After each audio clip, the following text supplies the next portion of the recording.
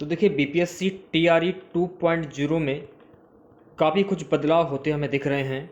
तो आज की क्या अपडेट रहने वाली है बीपीएससी टीआरई 2.0 के लिए।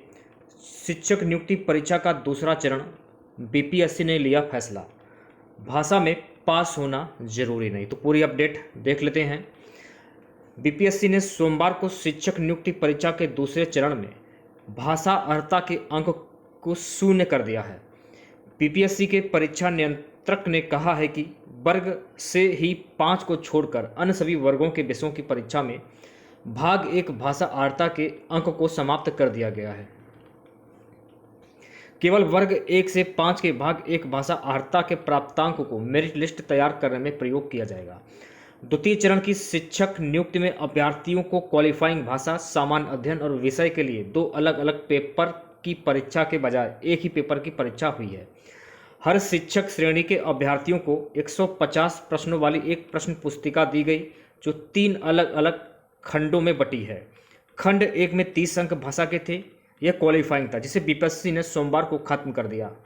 खंड 2 में सामान्य अध्ययन के 40 प्रश्न और खंड 3 में विषय में 80 प्रश्न थे। इन दोनों खंड के 120 प्रश्न के अंकों के आधार पर मेगा सूची बनेगी। अब देखिए इसमें क्या बताया जा रहा है कि केवल वर्ग 1 से 5 के भाग 1 में भाषा अर्हता के प्राप्तांकों को मेरिट लिस्ट तैयार करने में प्रयोग किया जाएगा। काफ़ी कुछ इसमें देखिए बदलाव देखने को मिल रहा है। क्वालिफाइंग में हिंदी और अंग्रेजी मिलाकर लाने होंगे भी अंक, लेकिन इसे खत्म कर दिया गया है। देखिए इसमें क्या बताया जा रहा है, ध्यानपूर्वक देखिएगा आप लोग। प्रश्न पत्र के पहले खंड के 30 प्रश्नों में 22 प्रश्न हिंदी के और 8 प्रश्न अंग्रेजी में पूछे गए। इस खंड में अभ्यर्थियों को 30% अंक लाना अनिवार्य था। इसमें हिंदी और अंग्रेजी दोनों से अलग अलग 30% अंक नहीं लाकर बल्कि 9 अंक 30% लाना था, लेकिन अब इसे हटा दिया गया है। काफ़ी कुछ बदलाव देखने को मिल रहा है। और देखिए इसमें ये भी बताया जा रहा है कि NIOS से डीएलएड करने वाले अभ्यर्थी यदि बीएड पास हैं तो योग्यता संशोधित करें, तो आपको संशोधित भी करना होगा। बीपीएससी ने शिक्षक नियुक्ति परीक्षा के दूसरे चरण में NIOS से डीएलएड करने वाले अभ्यर्थियों को डिग्री बदलने को कहा है, जो बीएड भी हैं।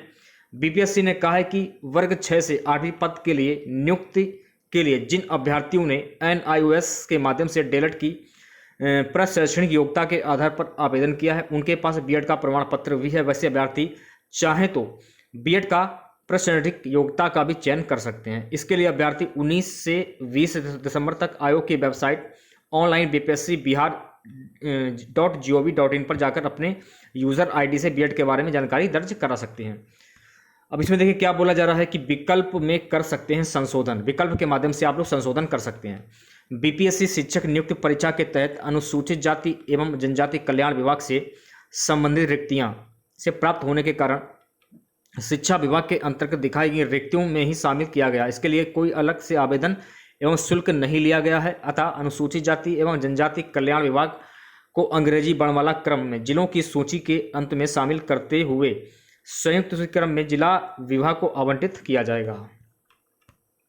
आंसर की दर्ज करा सकते हैं आपत्ति। देखिए अगर आपको किसी क्वेश्चंस में डाउट लग रहा है तो आप उस पर आपत्ति भी दर्ज करा सकते हैं।